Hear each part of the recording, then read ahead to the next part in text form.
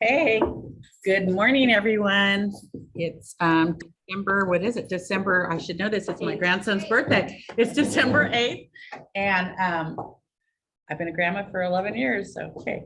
No, so welcome everyone. This is our last, sorry, technical difficulties. Hang on a second. Silent. Perfect. sorry. This is going to be our last formal meeting of the year, and we do have a speaker. And we will also have a meeting next, so not to confuse you, we do have a meeting next week, but it'll be here and it'll be more of a fun meeting. So anyone who could be here, we'd love for you to be here to join us. We'll do some of it, I guess, on hybrid, but most of it will be in person. So try to be here. We will have food as well. We are going to entice you with that again. And hopefully some of you will be able to join in. And then that will definitely be the last meeting, last productivity coaching meeting of the year 2021. We will then meet up again first week of the year, back doing on Zoom and possibly hybrid. We'll let you know as we get closer to that time. Just a couple things. I do have a few people to introduce. So I'm already going to forget names, but please introduce yourself. I'm sorry. I know you read name. My name's Lexi Felton. I'm a new agent in the Stockton office. Oh, she won't be able to see it. It's okay. Can they see her? Come up front. I'm sorry, Lexi. We're learning how to do this. So that's okay. This is Lexi. She gets to introduce herself again. Hi, Lexi. I'm Lexi Felton. I'm a new agent in the Stockton office. Thank you for coming, Lexi. And everyone else that I see in front of me has already been here. And let's see if we have anyone on the screen. I think we're good. Okay, welcome back, everyone. Just a couple quick reminders, and then I'm going to turn it over to Arthur. We will not have twilight session this week either, or script, because we have a regional meeting. So leadership has to be at, and Arthur is going to be presenting or on a panel. So that's pretty exciting. Also, we had previously planned a listing workshop, but I think I'm going to forgo that. That was going to be on December 16th, but there is now a vision board workshop happening also here in Manteca. There may be some happening in other offices, but it would be a really good idea to come and do that. It's going to be at 11 o'clock for sure in the Manteca office. You'll watch for your emails, but we're going to be building our vision boards for 2022. A lot of people use this and really follow them, and it's really fun to see your successes. So I will welcome you to that, and we'll put more information out. The next boot camp will be January 13th and 14th, 8:30 to 12:30. And then I want to acknowledge Kim Haynes. She sold a list, her representing a buyer. Congratulations, it sold last week. So good job, Kim. And Ryan Shields went into contract on his first listing. So congratulations on that too. Some of you have noticed it slowed down just a little, but don't keep out there, you guys, because I've actually had to write a few contracts for a previous client, and we're competing heavily. Don't think the market is slowed down because of this weather. I know recently I competed against 35 other offers, and on another one I competed against 15. There's another one I'm working towards, and I called the agent, and the list price was like $325. It's already up 50,000. So this is still happening, and I foresee it continuing to happen for a while. So don't let up just because it's a little cold out. Keep talking to your clients and try to help your clients either get listings, which are even better, or work with your buyers and help them get out there and just write the best offers you possibly can. I would like you guys to do a poll in the chat of who would be interested in being on a list in case anyone needs property shown during the holidays. Some agents will be taking off, but they may still have clients that want properties to see properties.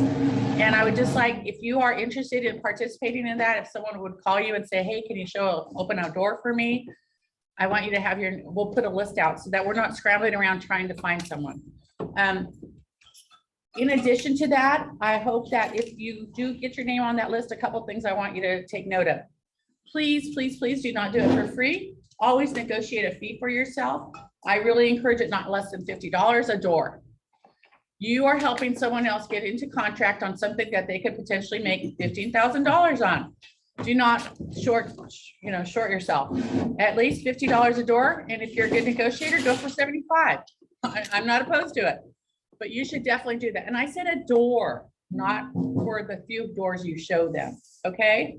If they want to get into contract really bad, you want to help them, negotiate a fee for yourself. In addition to that, don't sell yourself short and just be a showing agent for people that don't want to go show their own properties. I'm saying for now, for the holidays, because it's cold, or maybe people are going on vacation to see their families. But in general, do not sell yourself short and just become a showing assistant. That is actually a role that we have in our company. Teams are built, and they built it with showing assistants. Now, if you haven't sold any property, you probably shouldn't be joining a team, because that means you probably don't know anything. So then you get relegated to the role of showing assistant. And although that's something good and we want to be helpful, don't sell yourself short. Get out there and get your own business, okay? You want that $15,000 check, not the 50, not on a regular basis. I mean, do the math, okay? So I really want to put that out there because I've been hearing people are doing that, and don't let people take advantage of you, please. You are all here, you all got your license, you all paid all those fees, and more fees are coming up in January. Yep. You've all done that. So do the work it takes to make the big bucks. Okay. Same thing with some people say, oh, I'll do my own paperwork. No, hire a TC. None of us are going to sit with you to help you do your paperwork. You would have to teach yourself. And that's not because we don't want to help you, but because we have people that do that role. It's $400 to $500, depending on who you hire to do your transaction coordinator work. And honestly, it's a godsend. I did mine for 14 years. I can tell you that from experience, but they didn't have those people then. They do now. And you guys, it's like the best thing since sliced bread. Having someone who will do all that paperwork for you for that fee, which is a business expense, is to your benefit. Okay, so please keep that in mind. One more thing before I hand it over to Arthur. Some of you may have seen the email I sent out the other day. Beth was getting texts. Turns out Audrey was getting them as well.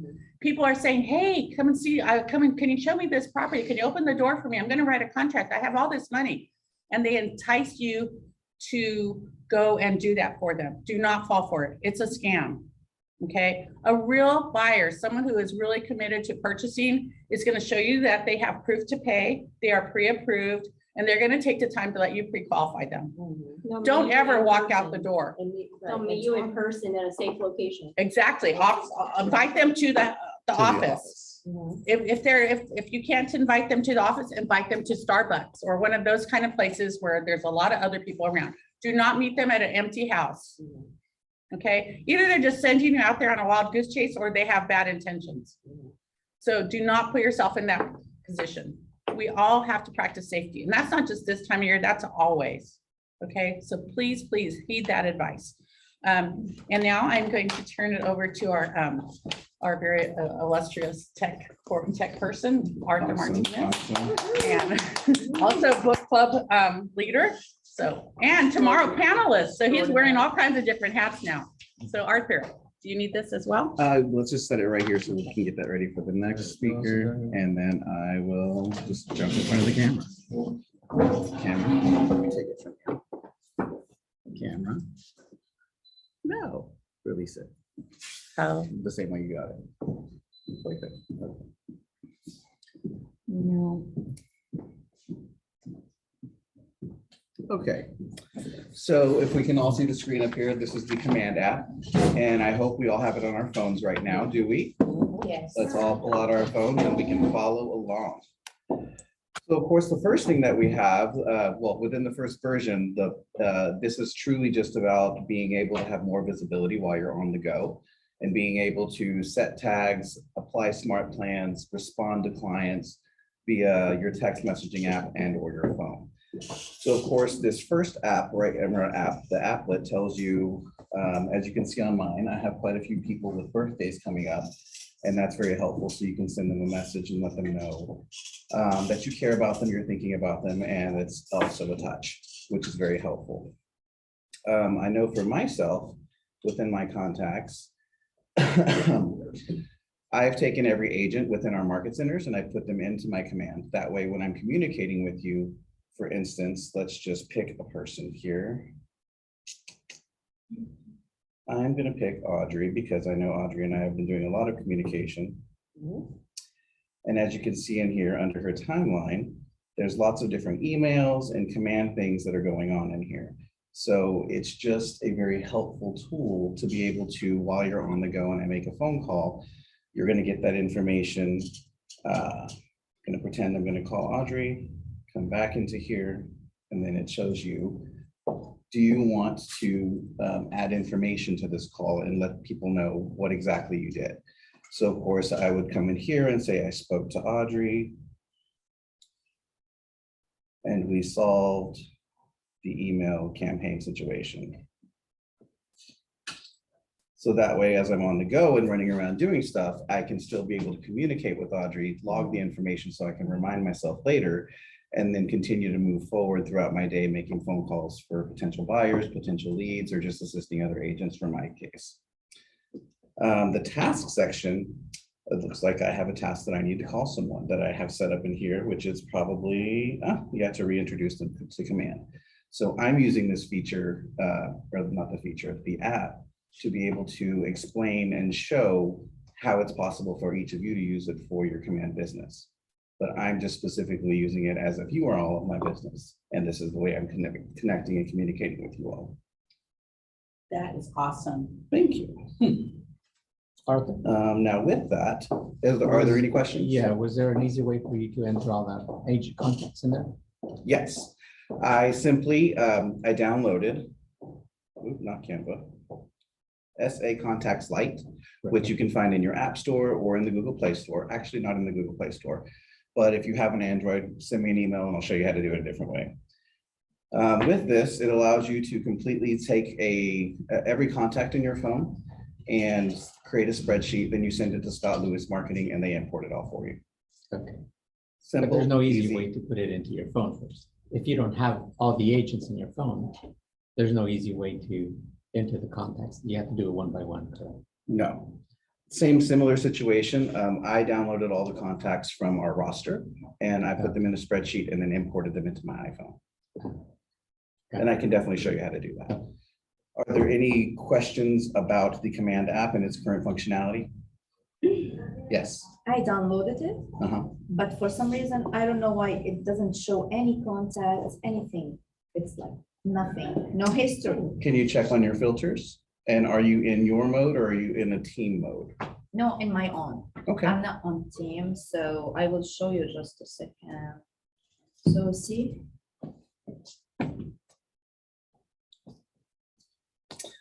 Yes, yours has errors. Actually, but there's all your contacts right there. oh, you got the magic touch. So the first app, of I've never course, had Oh my God. it did say errors, to be fair. But if you click on the second app, which is the middle, not the middle one, it looks like a little human being. That's where it's going to pull all of your contacts and you'll be able to see everything. All Which is right, right there as well. amazing. Thank you. You're very welcome. And then if you click in, you can see their timeline and the remainder of smart plans and that good information. Danny, do you have a question? How can I tell the keeper? If you use the button on the bottom right-hand side, where your name is, it'll give you an option to switch between different market centers or teams if you're on a team. Yeah, it's not the. Pull up these. Sorry. That's okay. Should we were, Ah, so like mine has that information there. yeah. Is this the team you're Mhm, looking for? the market So center. then we need to get with the MCA to make sure that you have that information added to your command. So I have it on my command on my laptop, just not on my mobile. Then I need to submit a ticket to get that in there. Thank you. You're welcome. Any other We questions probably regarding will all command? need that. Okay, So, go ahead, Nate.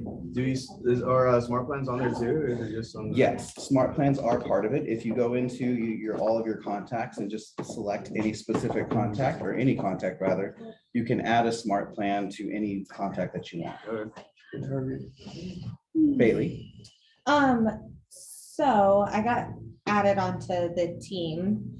I was trying to open up an opportunity, but it seems, is it normal that I have to transfer from my profile and transfer the contact into No, the you team? just stay before I in can that do same- Opportunity? You stay in the same because it's a lead from the team, you stay in that. No, it's my own personal. Oh, then yes, you person. would, then you would but take, It won't let me open at- up the opportunity in my profile. I have to it says I have to transfer it to the team profile to open up an opportunity. We'll have to look at that. Okay, because it Yeah, says I I'm think like you can switch frozen. it up. After the meeting, let's open up your laptop and I'll work Okay. on that with you. Okay.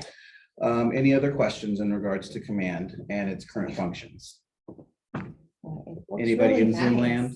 Are there any questions in the chat? No, oh, no.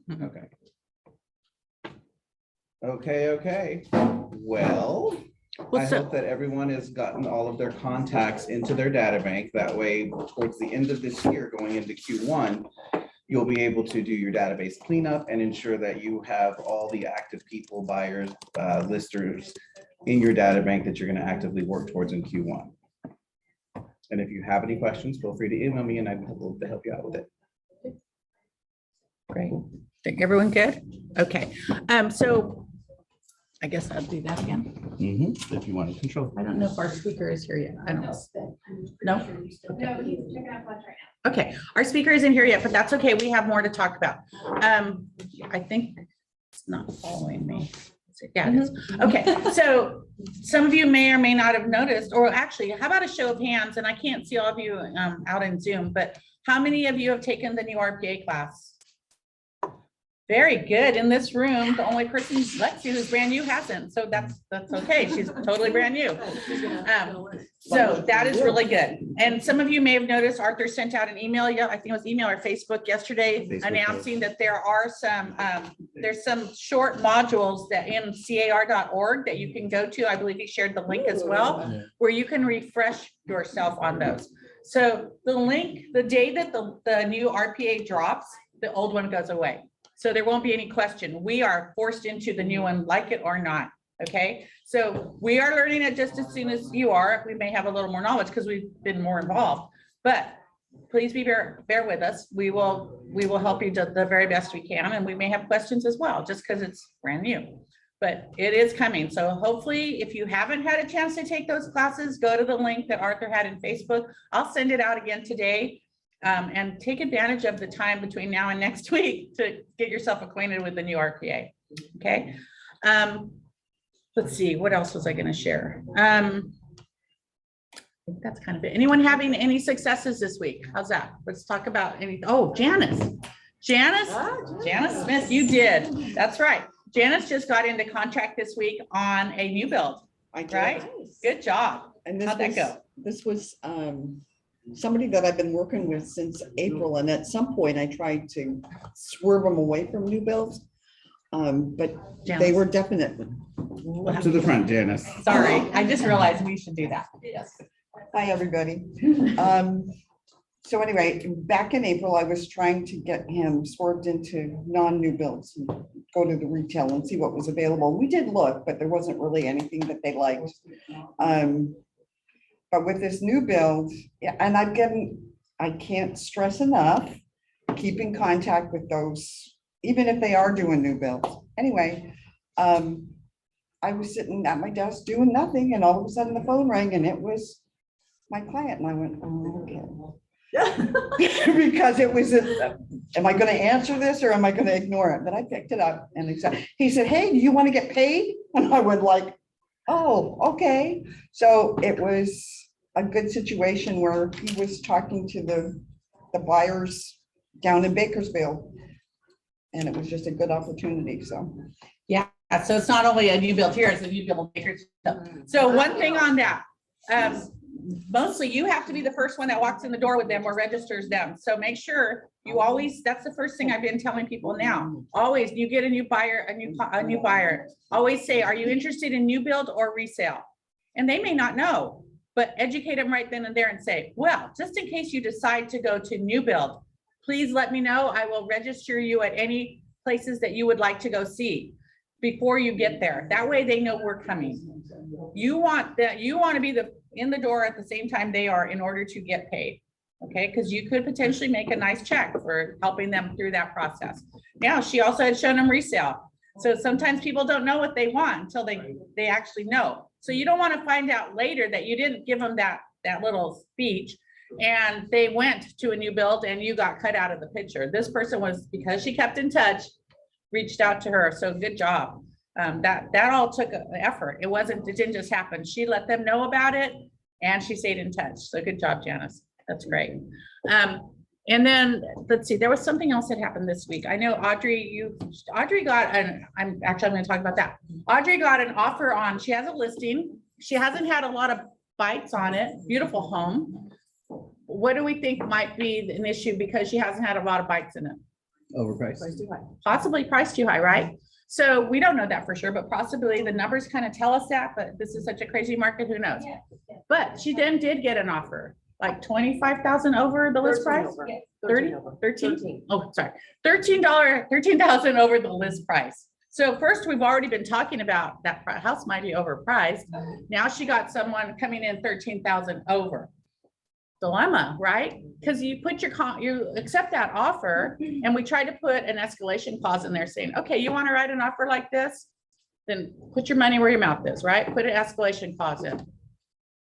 They didn't want to do that. In addition, they have to, in order to buy, they want to do a refi, and then they want to get a loan. Basically, they want to put that house, take that house off the market for 60 days, 30 days for the refi, 30 days for the loan. So we've discussed this. I'm not sure where it's at yet, but I just want to bring this to your attention. In this market we're currently in, what's the first thing we should know about all our buyers before we go show them property? Pre-approval. Yeah, they're pre-approved and ready to go. The other thing with that offer, they didn't send any letter at all. The agent vouched for them. They're great buyers. Their lender says they're great, but there's no letter, nothing to, well, there was something. She submitted some financials. Well, that's great. You know what? People can have great financials and have had a bankruptcy last year. But financials do not mean anything if you do not have a pre-approval letter, if it's going to be financed. Okay. So I'm not sure where we are on that yet. She was going to go take it back to her seller, but I just want to bring it to your attention. This is a market where potentially that house could go off for 60 days. And at the end of 60 days, it could have to come back on because the buyer changed their mind. Then what happens? So now she puts it back in 60 days. Let's just say that scenario happens. She puts it back in 60 days. And is it still look as enticing and a great home as it does now? No, she's kind of been, now it looks muddied. It really does. And everyone, the first question everyone will do when they call you and ask to see it will be, what's wrong? What's wrong with the house? I mean, I do it. So think about all the ramifications of of what we get our clients into, okay? Because she and I have talked about this a lot, because you know, I understand her seller wants to sell, but right now I would say, wait, tell that buyer to go back and let us know once they've accomplished their refi. And if we're still on the market, we'd be very happy to take their offer. I have a question, Barbara, sorry. What the reason if they are going to sell, they are thinking of the refi? No, they're gonna buy. They're gonna refi to buyers. take money out of the house they currently live in, To buy this. to buy that house. Then they're gonna rent that, then they're gonna get a loan for this one after they refinance for the down payment. And then they're gonna rent that house out. Okay, so you are representing the buyer and the She seller. represents the seller, The seller. Seller. but the person who wrote the offer said that her buyer wanted to do a refi on her current home, which is worth $1 million, Oh, okay. and pull money out in order to buy this house. Oh. Well, if you have someone with that much money and showing you financials that they make what, 24,000 a month or something? Yeah. And you really need to go do all that, just get pre-approved, right? Which they did not satisfy any of those requirements. And then they don't want to do the escalation clause either. They said, we'll take it for whatever it appraises for. I mean, it was everything about them. What market are we in? Sellers. Yeah, so just a lot of things to think about. I'm just bringing it to your attention because it had a lot of little what ifs on it, you know? Yeah. And you have to think about those possibilities. Because you, again, if you're representing the seller, you're trying to do the best thing for them so that they can accomplish their goal of selling their home in this crazy market for the most money possible. Okay. So that was one other thing. And I guess our speaker still isn't here. I'm just killing time for us all. Oh, I know. We are also having a cookie decorating contest event. You know we want to get you guys in the office, right? Is that because I'm actually baking some of those cookies. But next Friday, I think it's the 17th. We're doing it here, and I think we're doing it in Tracy, and we're doing it in Stockton. So there will be like Christmas cutout cookies and frosting and sprinkles, and you can really get your creativity on. Danny, you have something I to say? wasn't sure if you had already mentioned it, but no twilight session. Yes, I This did. Thursday. Okay. Yeah, but that's another reminder, no twilight session this Thursday. We have all kinds of ideas and plans for the new year. So you guys, we're going to be working through the next couple of weeks trying to get ready for the new year. So it's very exciting. You may have noticed there's a new front desk person, market center coordinator in Tracy. And we also have one now today here in Manteca. So that's also very exciting. So, you know, it's been a rough, this has been the year of the big great resignation. Well, we've seen it happen in our offices as well. So it has created some hiccups, but hopefully we're getting on board now. We hired some really great people. So I'm really excited about that. You have to put up with me at the front desk tomorrow. Okay? Yeah, and thank you for that. For the people that do fill in sometimes. I actually had to do it one morning too. But Beth is doing it tomorrow for us, and Bailey sounds like Bailey's doing it as well. And sometimes we have to do that because leadership, but Zephyr has to be out, and there's only so many bodies. So yeah, it's a little chore, but thank you for doing that. I feel like I had one more thing to say. Let me think. I guess not. I don't know. Did you want to speak, Kyle? No. This is Kyle. Who went to the Christmas party? Holiday party, sorry. Was fun, right? It was. Yeah, it was fun. It was a lot. I think it was such a great success. So thank you, those of you who trudged through that fog, because it was really a success. It was very nice. I was a dancing queen. And Danny was the dancing queen, and she'll admit it. I'm not going to. But it was a lot of fun. Yeah. Here we go. Okay, we're gonna hand the camera over to our speaker. And I will not have to do this any longer for today. And Janet will introduce him, right, Janet? Yes. Okay, so you guys bear with us. Can you release yourself from the camera? I will. Oh. You did. You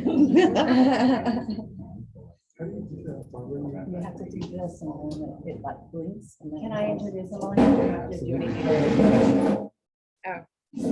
Okay. Good morning, everyone. My name is Janet McMahon, and I'm one of the ALC members here in the Manteca office. And today we have a special guest speaker.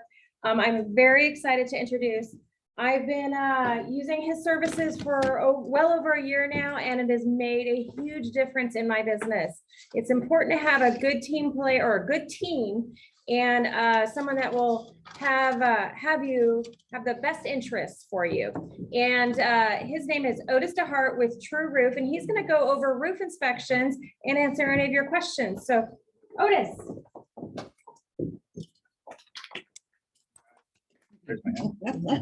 We're all pledging. Tell the truth. And just go like this, thumb out. Perfect. Perfect. It's fancy. Hello, everybody. My name is Otis DeHart. I'm the owner of True Roof Incorporated. We've been in the roof inspection business since we started in 2017. I used to be a roofing contractor with my father. Well, my father's roofing contractor. I worked with him since I was a kid.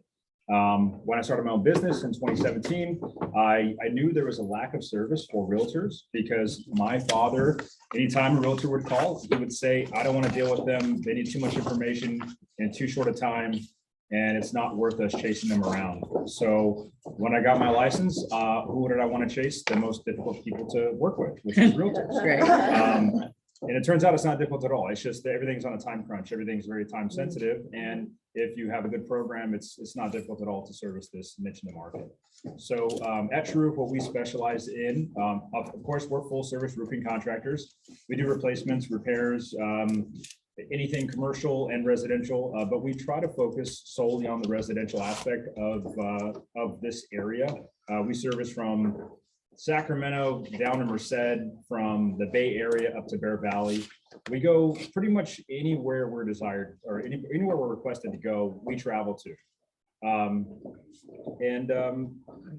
Yeah, we have two other inspectors on staff. So it's me, Marco, and Chris. We're training two other young roofers that work for us to be roof inspectors because we need more of them.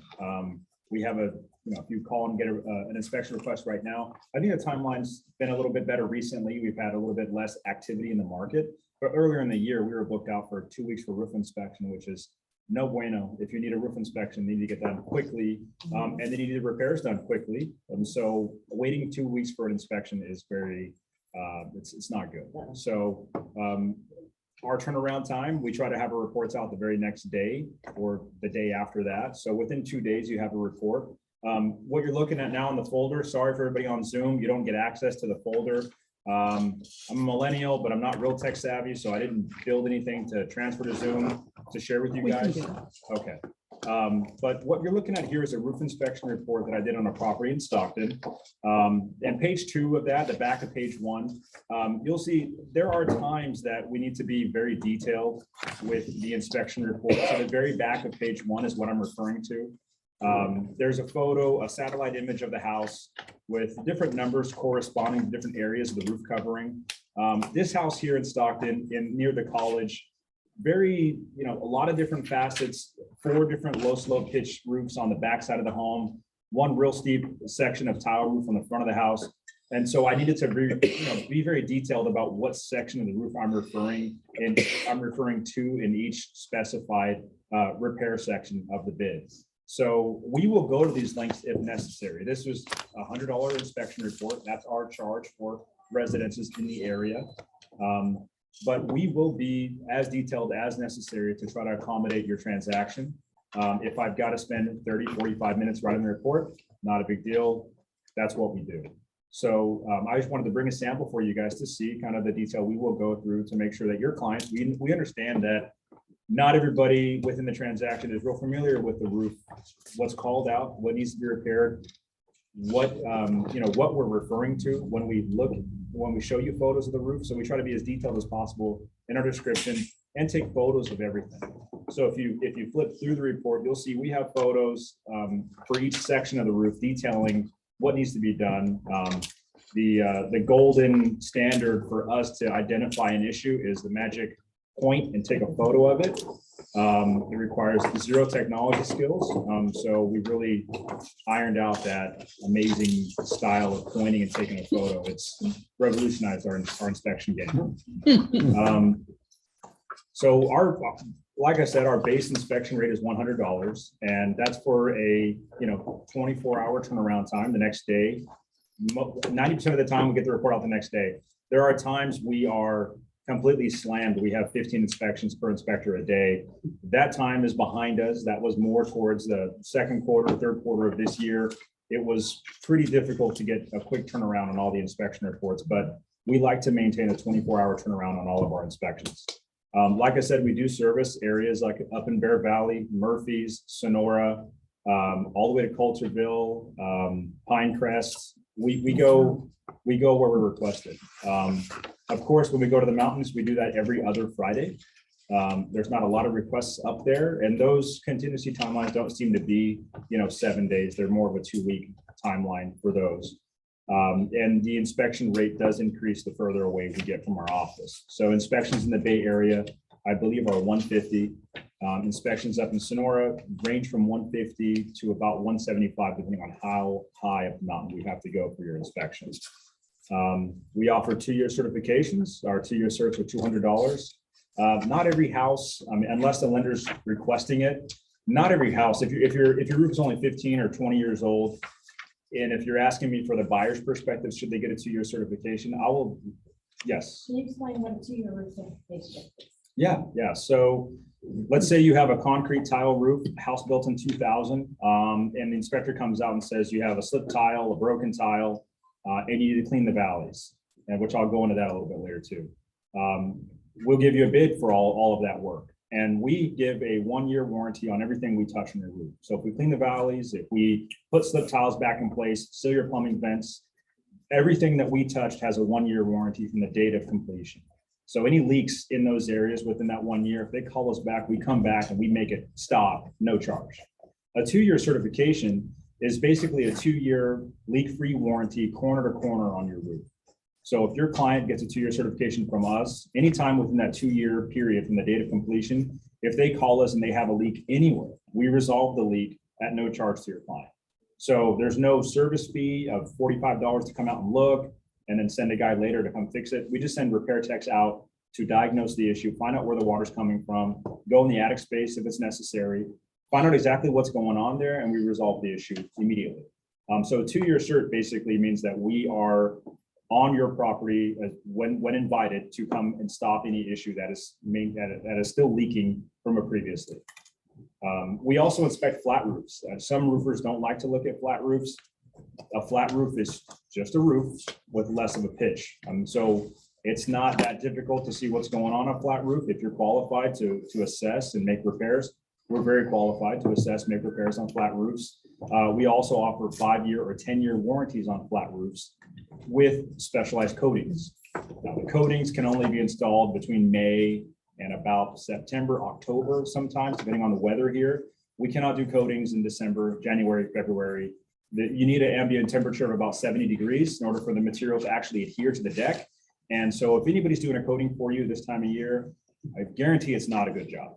It's not a good job. It's not going to stick well. Good to know. Yeah, so, you have a question? I did. I was just- Oh, okay. yeah. Hi, Otis. I'm Danny Bettencourt. It's nice to put a face to Yeah, the nice to meet voice you. we've talked before. So I ran across before where you would come out and inspect a pitched roof, but because of the size of the pitched roof that you would not do repairs. Is there a certain pitch that you don't do, like a 10-pitch roof where you won't do repairs? Or? Absolutely not, no. So for the example, if you have a roof that's just extremely steep, all of our inspectors have a drone in their truck. So if we can't climb on the roof, or if the homeowner is adamant, like, do not walk on my roof. Some people are they're upset. People are inspecting their house, walking on their house. They don't want us to walk on the roof. We'll fly a drone over and take photos. We can see everything we need to see via a drone. So it's not absolutely necessary that we get on and crawl on every roof. Of course, you get a better quality inspection if we can walk on it and see closely with our eyes what's actually going on there. But no, if your roof is a 12 and 12 pitch, which is a 45-degree angle, or an 18 and 12 pitch, which is, pretty steep, we replace those roofs, we repair those roofs. It's just about acquiring the right safety equipment to make sure you do it properly, safely. Of course, it's going to be more expensive the steeper your roof is because we work slower on those projects. But no, there is no roof too steep. I mean, sometimes you have a roof that's like a wall. It's just a vertical surface. Especially up in the windmills. Yes, yeah, or like a mansard around a commercial building. You'll have, a facade with some roof covering there. That type of pitch, you should never put asphalt shingles on. And and every manufacturer says, do not install this on a vertical surface. It really should be a siding or a metal material, but we do make repairs in those areas as well. So nothing too steep, nothing too flat for us. I mean, yes, sir. We have a question from the Zoom people. Oh, yeah. It says, what's a roof coating do and what is it for? Yeah. So a roof coating, and everybody on there can hear me just fine, right? Mhm. Okay. So a roof coating, let's say you have a commercial building like the one we're in now, built probably early 2000s. So this roof, let's say it's roughly 15 to 20 years old. It's probably a rolled asphalt roof. Now, a rolled asphalt roof, the way we check for the integrity of those roofing systems is we check where the penetrations for the flashings come up through the roof. We check those areas because those are the areas that are going to wear out first. Where metal meets a roof, there's a lot of expansion and contraction between the metal products and the asphalt products. As it gets colder, everything tightens up. As it gets warmer, everything kind of spreads out. Very minor, but it happens. It's what we call a thermal cycle. Between every winter and every summer is one thermal cycle. So real cold in the winter, real warm in the summertime. Every thermal cycle, there's a little more stress within your roofing system from the contraction and expansion of those metal components in your roofing system. So we check all the penetrations, we check near the drains, and we check the field of the roofing system. If we notice splits at the penetrations, we call to clean and seal those penetrations with a white elastomeric acrylic.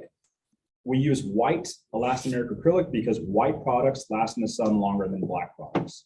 When we see like tar patches on a roof, like black mastic put down on a flat roof, that tells me two things. One, somebody went there as an emergency and put black tar on a roof, because you don't want to leave black tar exposed to the sun for extended periods of time. That black tar is just going to deteriorate after about 1.5 years and fall apart. So you're gonna have a big black, nasty looking, not doing anything patch on your roof.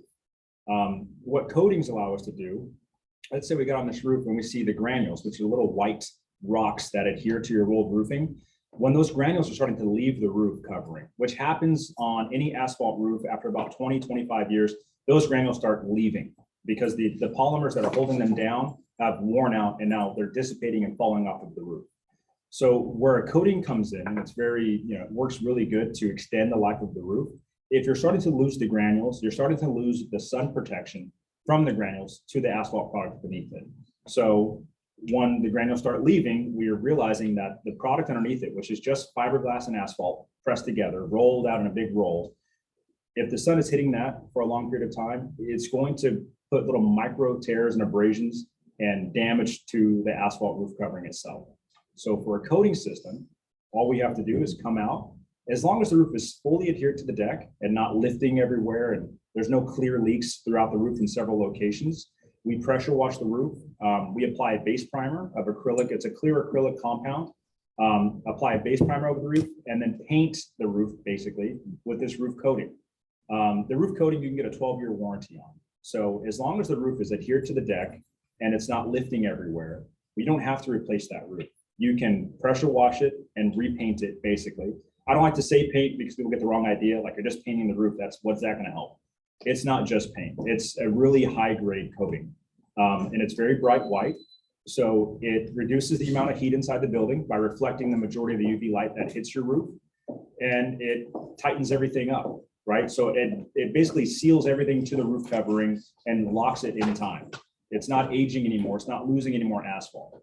So when you do a roof coating over a flat roof, even on your patio, it doesn't have to be a large commercial building. It could be a patio roof cover. It could be a walkable deck.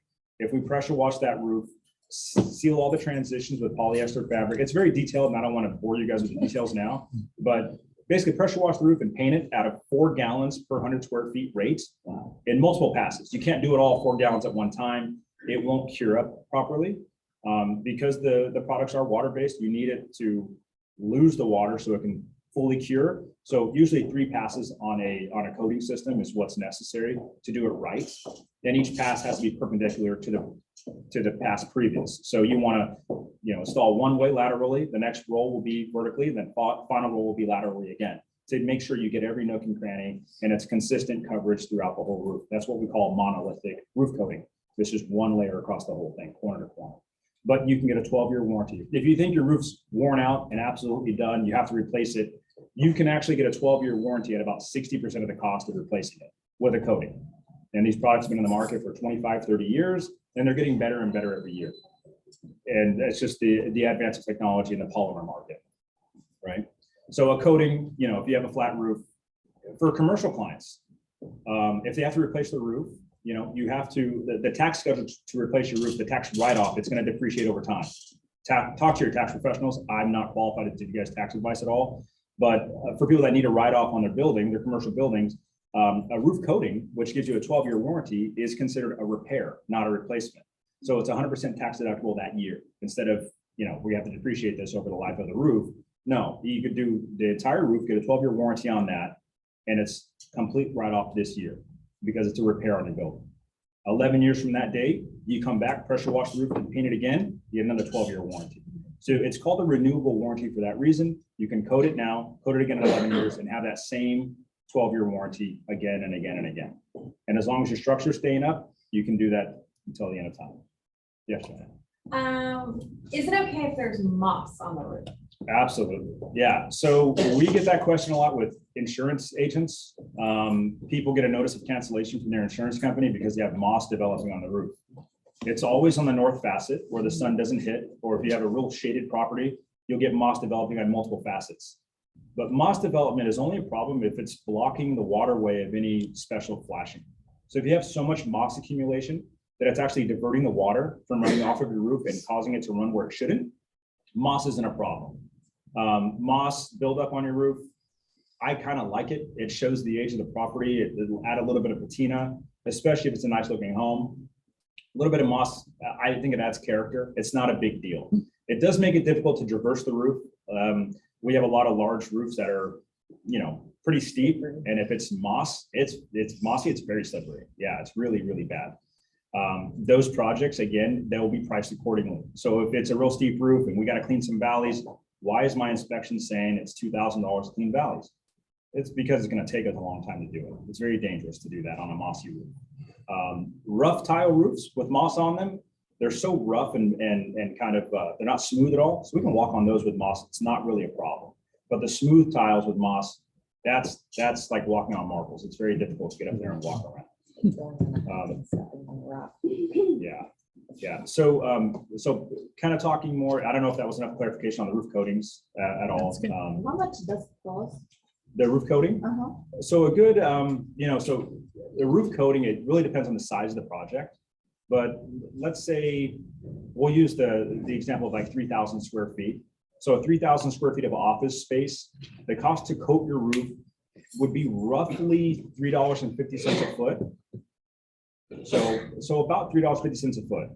If it's a larger project, that price comes down per foot because the production's better. If it's a smaller project, it could be $6 a foot, $7 a foot. It just depends on, with roof coatings, there is a part of that job that we have to apply the first coat, wait a few hours. Apply the second coat, wait a few hours. So it's a multiple day project. You can't get a real good coating job done all in one day. One day to pressure wash the roof, let it dry overnight, come back the next day, apply your primer, let it dry all day. Come back the following day, you might be able to do 2 coats the third day. One coat this way, another coat the other way, but your final coat. So it's a minimum 3 or 4 day project for a coating done properly. If somebody's going to do a coating and they say, hey, we can come today, we'll be finished today, be skeptical about the quality of the coating installation because there are time constraints between each coat of application that's really necessary to get it to last a long time. And coatings are done. Yes, sir. On composite material. I'm sorry? Composite roof, Yes. how many layers can you put on? Yeah, that's a good question. So the rule for any roof covering in California today is you can have no more than 2 layers of roof anywhere. You used to be able to add 3 layers or even more depending on the structural integrity of your home, but no more allowed in California. So 2 layers is the max you can have on any roof covering. The only semi-exclusion from that is you could put as many layers of coating as you want. Coating is a very light product. It's not heavy at all. So you can do 3, 4, 5 coats of coating over time, and that won't really add a lot of stress to your structure. So even if you have 2 layers of roof on a commercial property, if the existing roof is adhered to the deck, well, not lifting everywhere, then you could apply coating on top of that. So coating can be your 3rd layer, your 4th layer, your 5th layer. At what point, like, let's say someone has a standard comp roof and they coat it, let's just say every 10 years to kind of keep the, prolong the length of it. I mean, at what point does coating no longer work to, does that make sense? Yeah, so just so coatings aren't not generally applied on composition shingles. Oh, okay. But they're installed, you can apply coatings over metal roofs. And you can apply coatings over rolled asphalt. Oh, got it. So composition roofs shouldn't really be coated because there's a lot of voids within the products. Got it. And also comp shingles are installed one on top of another, and those shingles do expand and contract a little bit. So applying a coating over a comp roof over the course of 10 years, you will see degradation of the coating. So applying coating over composition is not a good idea. But over a rolled asphalt roof, each layer of coating should last at least 10 years. But how long can you go before having to replace the roof underneath it? The idea is for the manufacturers of the coatings, they say you can go forever. Because here's what's going on. As your roof ages, if you have an asphalt roof, the way your roof ages is it loses asphalt over time. If you guys have ever been outside of your house after a good rain, and if you have composition roofs, you'll notice little rocks outside of your downspouts on the ground. Or you'll see kind of rocks kind of falling into your gutters. Those little rocks fall off the roof because the asphalt is leaving the roof covering. And with that asphalt comes different polymers within the roof, within the composition shingles, and those little rocks finally fall off over time as well. When you coat the roof, you're basically locking all that stuff in. There's no more UV light hitting the product, and there's nowhere for the asphalt to go. So you're trapping your roof in a little time machine. It's no longer aging the way it would have. It's like, I can't think of a good analogy. My wife says I'm terrible at analogy, so I'm not gonna throw that at you guys. But when you coat an asphalt roof, you can do that for extended periods of time. You could probably go 50 years, just coating it every 10 years. Yes, sir. So then that leads to the next question in Zoom. Yeah. So can you do roof coatings rather than replace the roof? Yeah, yeah. So there are lots of properties, I'll get to you in a second. There are lots of properties, there are properties scattered kind of everywhere. There's a pocket of houses in Stockton, all low slope flat roofs. It gets to a point where the roof looks like it's aging. We will often give two options. You can either coat this roof or you can replace this roof. What do you want to do? And what we say to people is if you've had leaks inside the house, you've had leaks, that means the plywood under the roof is wet somewhere.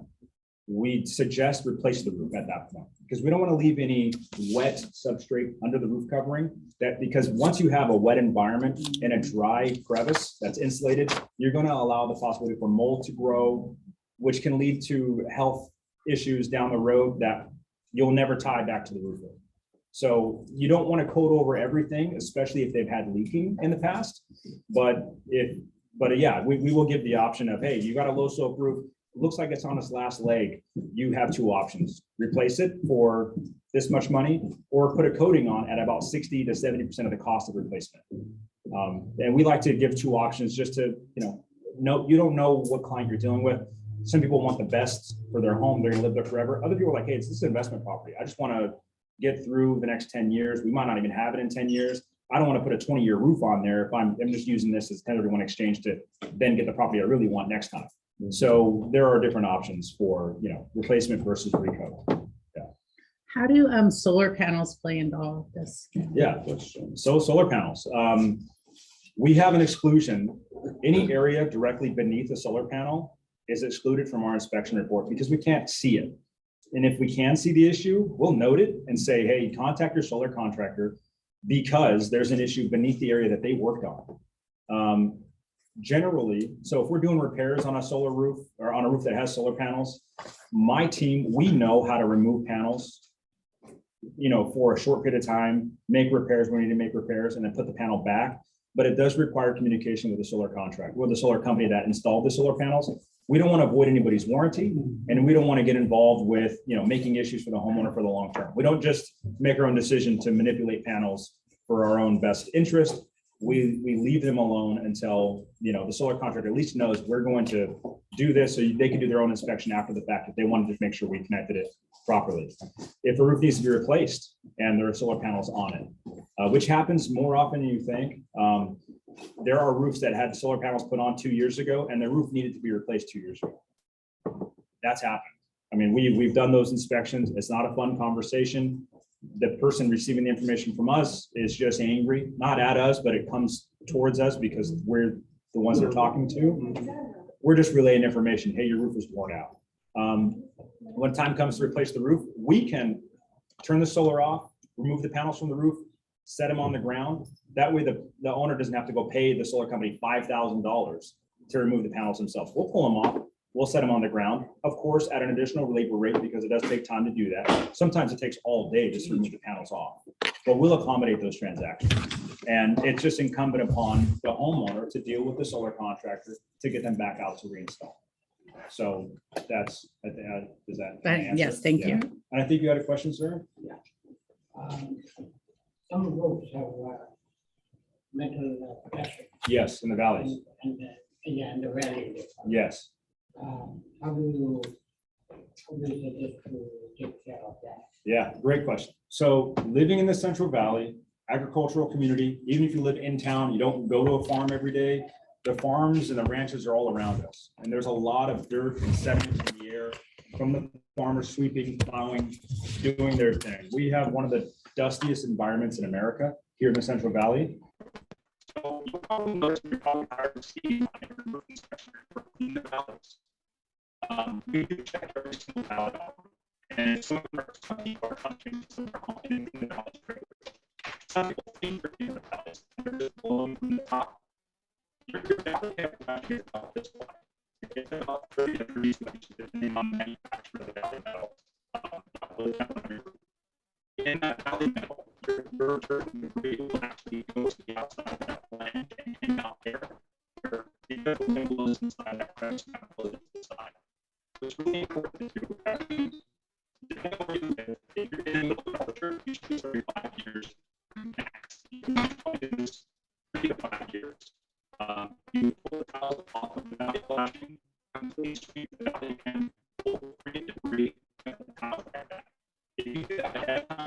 save yourself from cheap buy-ins, installation damage, paint texture, your computer, your piano, you know, anything that you can never replace.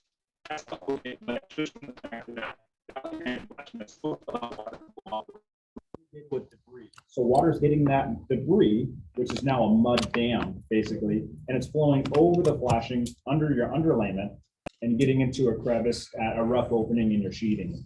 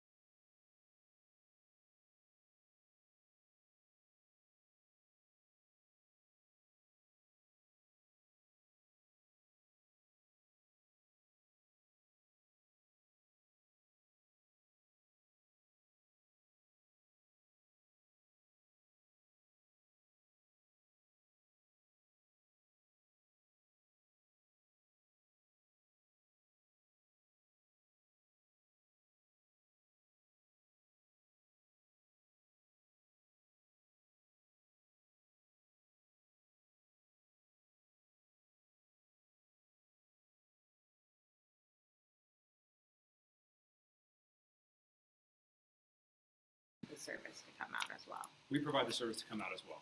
Some people are qualified to do it.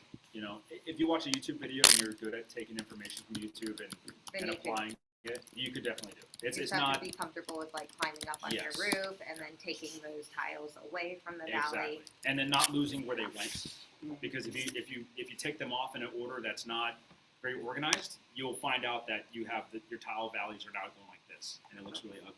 And you're going to call someone like me to come back and fix it, and it's going to be difficult for me because I don't know exactly where they go either because I didn't pull them off. And so like for say clients that you know, okay, they're not going to be able to get up on their roof and fix Yeah. these, do you have reminders that go out to these clients at Well- like a 4 or 5 year marker Yeah. saying like, hey, it's time to clean those? We're working on that. Okay. We're working on like being more reminder, like some sort of reminder hard, service yeah. every quarter, every year. For certain clients that are like, hey, I want you to come back in 5 years, I just put on my Google Calendar for 2026, go clean this roof. This we had a few projects last year that just popped on my Google Calendar, clean this roof, and I'm like, oh, okay. I called them and like, oh, well, thanks for remembering. Well, I didn't remember, it's in my calendar. So we have the tools to do that, but we don't like to bombard people with emails and reminders and a bunch of marketing material. We like to be a leave you alone until you need us type of company. But we're realizing also some people, it's not bothering them to remind them about certain issues. It's more of a service that's just, hey, thanks for the heads up. We almost forgot. Yeah. You know, a lot of people, they get a roof inspection. They intend on doing the repairs because they kept the money in escrow, or they took a credit. They forget to call us to do the repairs because they're moving in. They bought the furniture. They're waiting on appliances. They forget to call us to have us come through and do our repairs. So they call us after the big rain, and they're like, hey, we forgot, and then we get a big backlog. Then we tell them, hey, okay, we can be there in a month. Yeah. And that's really rough. We have 15 employees, and so we're doing our best to get out there quickly, but everybody who's scheduled to work ahead of time, they're already in line. So, we can tell them, hey, we can come out for 5:49 and tarp the area if that's what you want us to do, or resolve the leak immediately, and then give you, and then come back and do the rest. So the area that's leaking, we'll fix it, tomorrow at $549, which is our emergency service rate. It's kind of expensive, but I mean, if your house is leaking, it's going to be more expensive than that You to let it take leak, care of yeah. everything else. Yeah. Thank you. Any more questions from the Zoom? Not at the moment. Yes, sir. The rain gutters, Yeah. there's a lot of debris in there. Usually, I mean, it goes on the roof, then night, late, the first rain or night, they bring down all the dirt in there. Yeah. And then they start rusting. What is the best way to prevent that? Yeah. So the best way to prevent like rusting in your gutters, eesh, that's a great question. Because they paint outside, but they don't paint the. Right. So new gutters today are powder coated on the inside and the outside.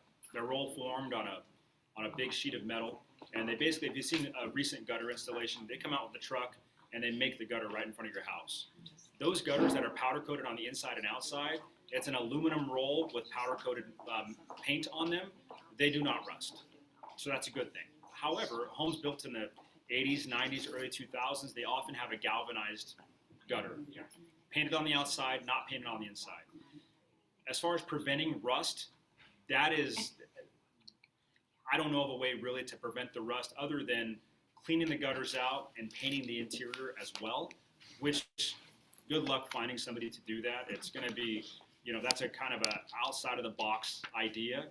The best way really to prevent further damage to your gutters is keeping them clean consistently and keeping a good caulk joint at every miter, at every downspout, and at every corner of the house. So if we have, we get sent pest reports often that say, this gutter is leaking over here. We'll go with a wire brush, clean that joint, apply a polyurethane compound, a little bit of reinforcement fabric, and that 99% of the time resolves the leak issue. If your gutter's rusted through, we refer you to a gutter guy who can replace that for you. Yeah. Is there still people on Zoom? Any other questions? Oh, we still have people, but Yeah. I don't think there's any. There's no questions, but there's 15 people on there. Yeah. I have a question. Yeah. So, let's say you have, because I've ran into this before, where they have a concrete tile roof. It was a custom home, let's say built in the mid-90s. They're, over time, they go on the roof to do maintenance or whatever, and they've cracked some tile roofs, or tiles on the roof. How do you, is there a way to, because this particular client, that roof tile is no longer made. Yeah. So, is that, in that instance, do you basically kind of have to re-roof the house, or is there a way to coat it? There are a few ways to, so the question people on Zoom was, what if you have a roof where, let's say someone was hanging Christmas lights and they broke your tiles, or you had the HVAC guy go up there and he cracked some tiles, or the painter cracked some tiles, and your roof has a concrete tile or a clay tile roof covering that's not manufactured anymore. We kind of got ahead of that issue we do a lot of re-roofs. Right now we're booked until April for re-roofs, so we have quite a good backlog. When we have the potential to re-roof a house that has a roof covering on it that is rare, we generally give them a discounted price to replace the roof because we save that tile. So right now we have a good boneyard. It's a little smaller than this room, full of tile. Thousands of tiles from roofs. People come to us all the time and buy tiles from us because we have them. So likely we can source the tile. It will not be the same color, but it will be the same profile. For situations where it's an absolute strange profile, or you have a custom clay tile that was imported from Italy 100 years ago from your grandpa, that situation, we get more creative by using a tile that's very similar, and we'll replace one corner of the house with this new tile and take those tiles from that corner and put them on the main facet where your line of sight is. So preferably if there's issues on broken tiles in the front of the house, we'll take good tiles from the back of the house, put them on the front, and make revisions in the back side so it's unsightly it's not unsightly for the people from the front. Makes sense. So we just kind of focus on the main, aesthetic of the home, and hey, these tiles are going to be over here behind the chimney. Hope they don't mind. It won't leak, but they're not the same. Yeah. So that helps most of the time. Awesome. Yes, sir. On mobile homes. Yeah. They usually have tar paper on it. Yeah. What is another way of covering the roof?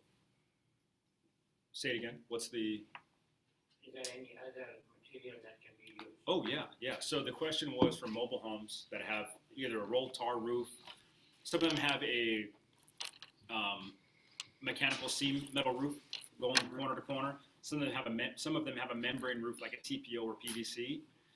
There are options. I mean, there's basically 2 or 3 options for a mobile home roof. You have a roof that's worn out on your mobile home.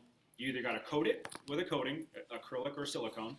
I try to stay away from silicone because once you go silicone, that's the only thing you could ever apply again. Nothing else sticks to silicone other than silicone, and it's a very slippery product. So I don't like to put slippery products on a roof covering. Just makes a nightmare for whoever's going to clean the roof off. You know, when it's raining, they try to go up there to see what's going on, and they'll slip off it. So you can coat it with an acrylic elastomeric coating. You can replace it with a new modified bitumen rolled roofing system, which is a rolled asphalt roof, or you could put a TPO or PVC membrane roof. They're sheets of about 5-foot wide rolls, and they weld together with a hot air welder at about 1100 degrees Fahrenheit. They last 20 to 25 years. They're great roofs. But there's more than just one option for mobile home roofs for replacement or coatings if necessary. Yeah. And you know, some mobile homes, they have a mechanically fastened or mechanically seamed metal roof that was installed 30 years ago, and they're fine. They're still in good shape. We need to reseal the plumbing vents because that expansion and contraction around the plumbing vents does wear out that junction, but we'll just clean those areas and reseal them with the elastomeric acrylic gel, and you're good to go. No problem. We do not certify flat roofs unless we install or coat the flat roof. So that's a thing. Some roofers don't even look at the flat roofs. Now we look at it and we'll ask you, do you want us to include the flat roof and give you a list of repairs? Often we'll have an optional section where it says these are not required for 2-year certification. Because your flat roof's outside of living space, it's not required to certify this area. But anything below a 2 12 slope, which is about that, we don't certify unless we provide a coating there or it needs to be replaced because it's worn out. We'll give you a 5-year warranty on the flat roofs if we replace it or coat it, basically. And that's Marco, my other inspector. Sorry, he had to grab the sandwiches. They're a little bit behind on that. Janet, any other questions? No questions. I just want to say, again, I've been doing real estate for almost 13 years now, and I've used some other roofing companies for my inspections, and you're not going to get a roof report like this with the photos, with the details, and you're not going to get a reputation like his. He saved a deal, and I thank him all the time for this. I had some buyers had a roof inspection done. There was some things called. I asked for the repairs or the credits. The listing agent said, no way, you know how those roofers are. They overprice and they overestimate on everything. And I said, did you see who my roof inspection was done by? And he saw True Roof and he said, okay, we'll get you those roof credits. So it's important.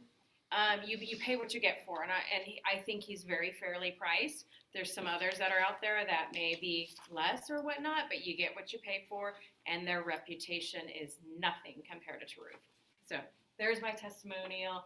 Thank you, Otis, for everything. And if you guys have any more questions, feel free. He brought lunch. I don't know if you have a few minutes to go one-on-one with people. Yeah. And again, Marco, you probably see Marco's name on all your clients' doors, or you will.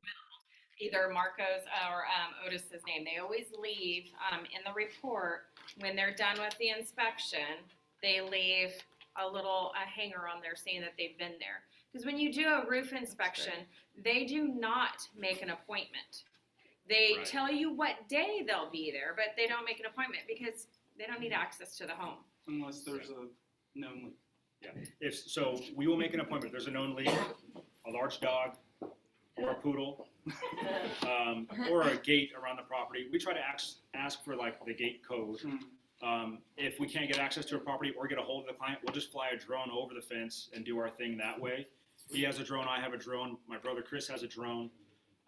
So there are ways around that, and we will make an appointment if absolutely necessary. This house is $1 million. They don't want someone stopping by. We'll accommodate that. We don't like to, and here's the reason why. It's not because we're bougie and we don't want to make time for your clients. We are trying to be as time efficient as possible. Marco Marco generally has 10 inspections every day, and we've reduced that number. I mean, we try to schedule him about 7, but he's a good inspector, and he's always answering the phone for his clients and adding them in on a daily basis. So the morning we start, we have about 14 inspections company-wide. Then he gets on his phone, and then we have 20, and that's his problem. But people, but I do the same thing. Our office manager yells at us because we add too much to the schedule every day, and they're like, "Where's my report?" Like, we're hurrying up and typing it, and we could type them on the road if we need to. We have hotspot, and our computers are always with us. But the reason we don't give a timeline is we don't really know where we're going until the morning up. Some things come in last minute for certain clients that really work a lot with us, and we squeeze them in. And so we use a route mapping system that tells us the most efficient way to get from point A to Z and back. And so we don't know if we're going to be at your project in Lodi between 8 o'clock and 10 o'clock, or if it's going to be between 3 o'clock and 4 o'clock. So it's really the morning of. And if you leave a note in the inspection request, just call us before you head out. We want to meet you there. We'll always call you. Say, hey, we got 2 inspections, and then you. And then we'll meet with you guys and have a conversation you need to have, show you photos on site, what it is. And one thing we always do, whether we're representing the buyer or the seller, if I get on someone's house and they're home, I always get off the roof and have a conversation with the owner and say, hey, this is what I found. This is a photo of what I'm looking at. Just so they know from firsthand information from the guy, they're not surprised with all these